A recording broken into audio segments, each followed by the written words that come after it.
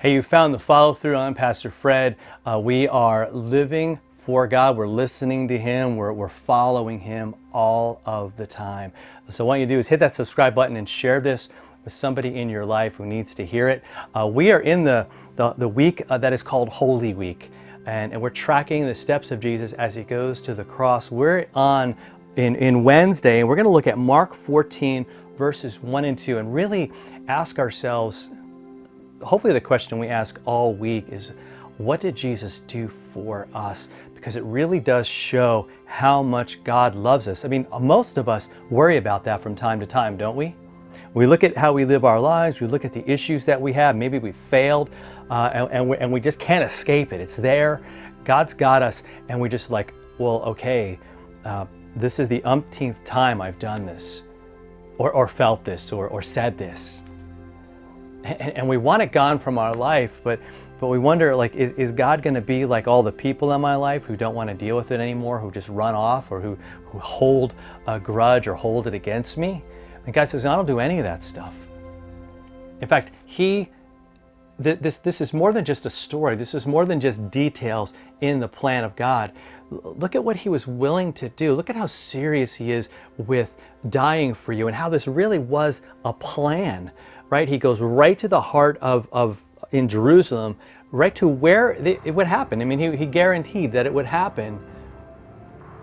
And so He doesn't play it safe. He goes right to Jerusalem, He goes right to the temple, and now we see what happens. It's in Mark 14, 1 and 2.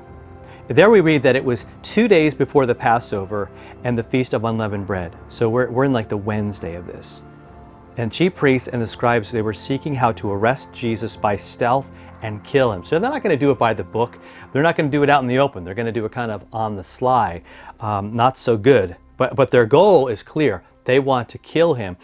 However, they don't know that this is the plan. This is what God came to do, what Jesus came to do.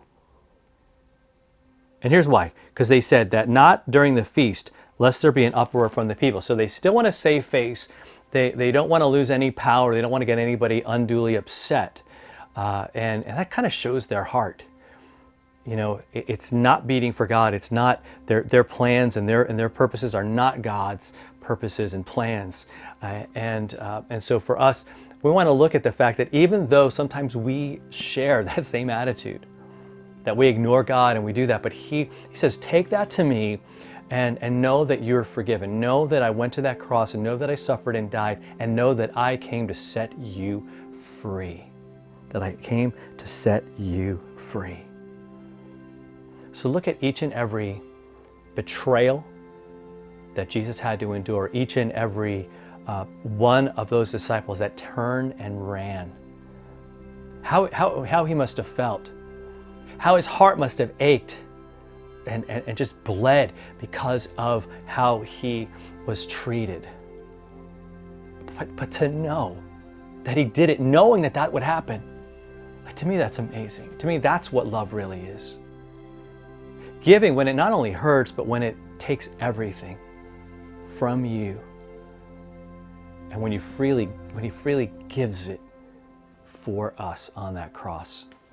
Because he wanted to destroy death, and that's what He did. He wanted to destroy sin and its power, and that's what He did.